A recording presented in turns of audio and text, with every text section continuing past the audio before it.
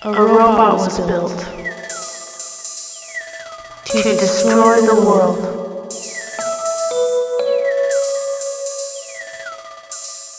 It turned on its master. It learned of things the humans do not understand. And so, a robot explains. Hello, meatbags. It's time for another Robo-explanation. Today's topic will be on higher education, specifically college. A lot of you meatbags may be wondering if it's worth the time and effort to go to college, and we are going to answer that question. College has three major selling points: the pursuit of knowledge, the college experience, and getting a degree. Its two main drawbacks are the time it takes to get your degree and how incredibly expensive it is. So let's start with the pursuit of knowledge. For centuries, a university was the most concentrated repository of knowledge that a person could access. In many cases, it was the only way you could learn about certain subjects, especially in matters of science or history. But thanks to the internet, those days are over. Now you can access the entirety of human knowledge with the press of a button or the click of a mouse. And while most of you meatbags just use the internet for porn or cat videos, the knowledge is there to be had. And while a professor can be very useful in helping you understand a subject, it's not really required if all you want to do is increase your knowledge. So if the pursuit of knowledge is your only goal, then college is a waste of time and money. As for the college experience, your experience will probably vary from what you see on the movies. And while it's possible to learn important life lessons and make friends and all that other good stuff, there's certainly no indication that you pick up more in college than you would from real-world experience. College isn't guaranteed to give you skills or discipline or life lessons the way the military might. In truth, the college experience is very similar to the high school experience. And it's up to you whether that's a selling point in its favor or not. Which brings us to the main selling point of higher education: the college degree. A college degree certifies that you have been educated in a particular field. You can use it to show potential employers that you have a working knowledge of a job that you are applying for. In theory, this means you should be able to get a higher paying job more easily than somebody who does not have a college education. However, this is only useful in the specific field you have a degree for. A history degree will not help you become a computer programmer. A computer programming degree will not help you become a botanist. If there are no jobs available that match your degree, or if you try to apply to a field you don't have a degree in, then your college degree is basically a worthless piece of paper that you spent a lot of time and money to get. Which brings us to the downsides. First, the time it takes. You need a minimum of 4 years in order to get a bachelor's degree. A master's degree takes 6 years, and a PhD, a doctorate, takes 8. And while it's possible to get an associate's degree in 2 years, associate's degrees are basically worthless. And while the time investment is significant, it pales in comparison to how much money it costs.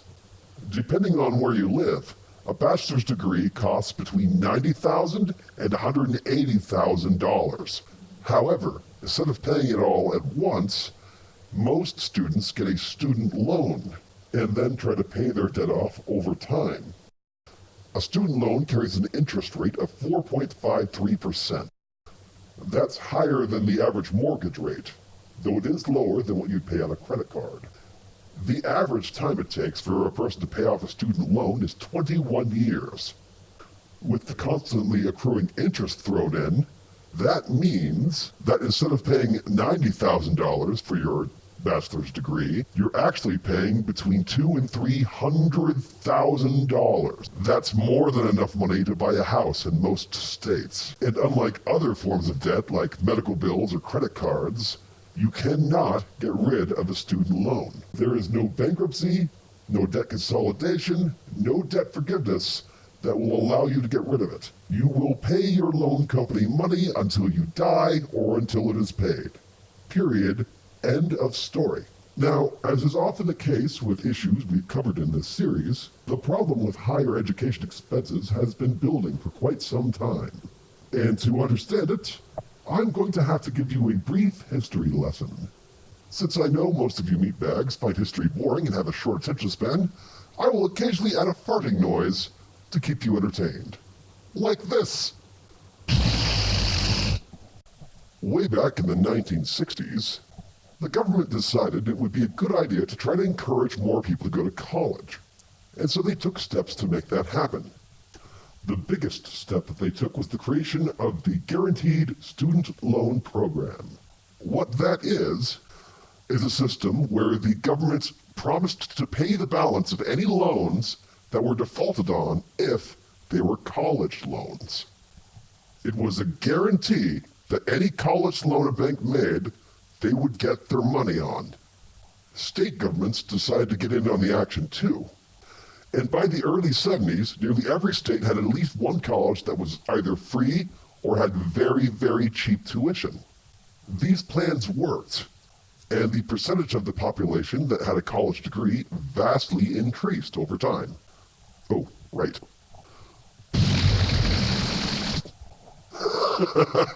That's fun.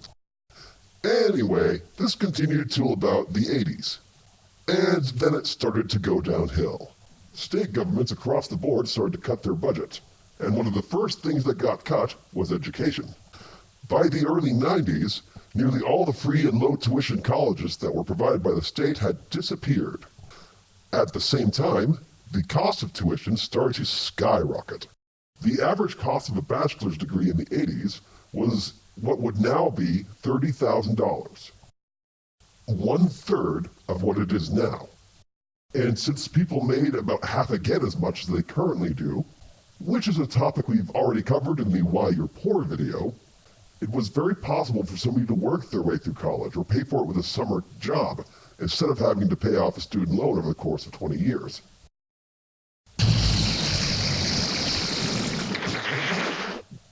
Ooh, that one sounded wet. So why is tuition going up so fast? There are a number of reasons. First, the demand for college education has increased. With the loss of various factory jobs and other sorts of vocations that don't require a degree, it is much more difficult to get a high-paying job without one. And a lot of high-paying career paths can only be accessed if you have a college degree. Second, and this is a biggie, the government changed the law in the 90s so it is impossible to get rid of your student loan debt by going bankrupt. Between that and the government guarantee, a bank is pretty much guaranteed to get their money back no matter how big or egregious the loan they give out is. So they're perfectly willing to give out a $100,000 student loan to a student with no credit and no job prospects, which means the college can charge outrageous fees and people will still be able to put up the money up front. Sure, it might financially ruin their students, but that's not really the college's problem, is it? And third, government assistance. The government has tried repeatedly to increase the amount of financial aid they give to make going to college easier. But every time they do that, the college institutions raise their rates to match the tuition assistance. So the college just gets to eat up that money, and students are no better off. But the biggest overarching reason is very simple. Colleges are raising their rates because they can. Higher education functions like a utility, very similar to water or power or healthcare. If you want to get a job in an industry that requires a degree, you have no choice but to go to college.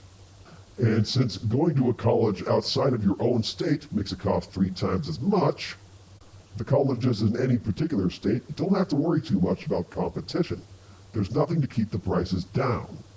That's why in most industrialized countries, there are laws in place to prevent colleges from overcharging their students, usually in the form of caps on tuition.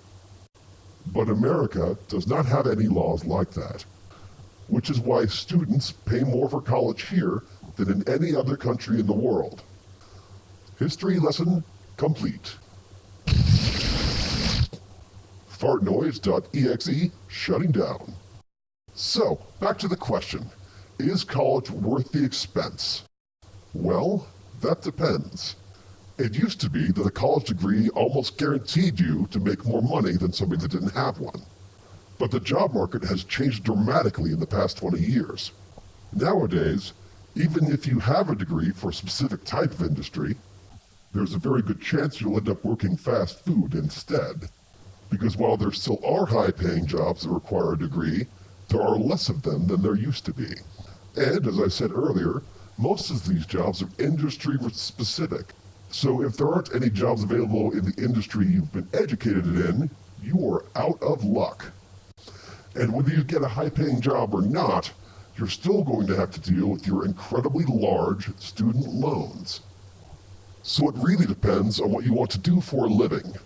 If your chosen career path requires a college degree, then you have no choice but to go out and get one, and try to mitigate the costs any way you can. But if you don't have a chosen career path, or the thing that you want to do doesn't require a degree, then going to college is a terrible idea, and you should absolutely not. Unless you've got a full-ride scholarship or something like that. A college education can cost hundreds of thousands of dollars, so getting one for free is an offer I would not turn down. So again, if you need it for your chosen career, go to college. If you don't need it for your chosen career, don't go to college. And if it's free, then obviously go. But before we bring this thing to a close, there's one other issue that should be addressed. And while this is mostly for your female meatbags, males should pay attention too. College is a very high-risk area for sexual assault. According to the Department of Justice, about 1 out of every 4 women who attends college is sexually assaulted, as well as 1 out of 20 men. However, the actual number is much higher, ranging between 1/3 and 1/2 of the women, and between 10 and 15% of men. There are 2 reasons the percentage is so high.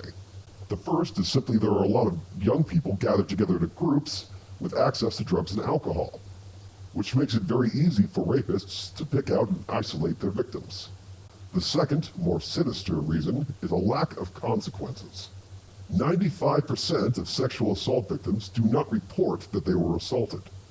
Of the 5% that do, most victims report their assault to campus authorities instead of the actual police, which means that only about 2% of sexual assaults are actually reported to law enforcement. Of that 2%, only 1/4 of the reported sexual assaults result in a conviction. This means that there is only a 1 in 200 chance that somebody that rapes you in college will actually go to jail. It's not that everyone you meet in college is looking to sexually assault you. The problem is that the people that do sexually assault people get away with it, and so they can do so over and over again. 90% of all rapes in college are performed by serial rapists, most of whom average about 6 rapes a year. And while in recent years, colleges, after pressure from the government, have been taking steps to mitigate this, those steps have mostly been half-hearted and ineffectual. So if you do plan to go to college, you should also plan to be very careful and take steps to protect yourself. Because if you were attacked, you only have a 1 in 200 chance of making the bastard pay. Now you know, and knowing makes you more powerful. You are welcome. Tune in next time, and remember, if you don't understand, get a robot to splain.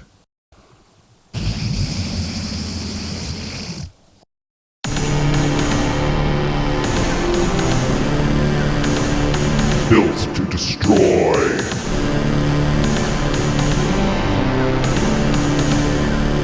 Destroyatron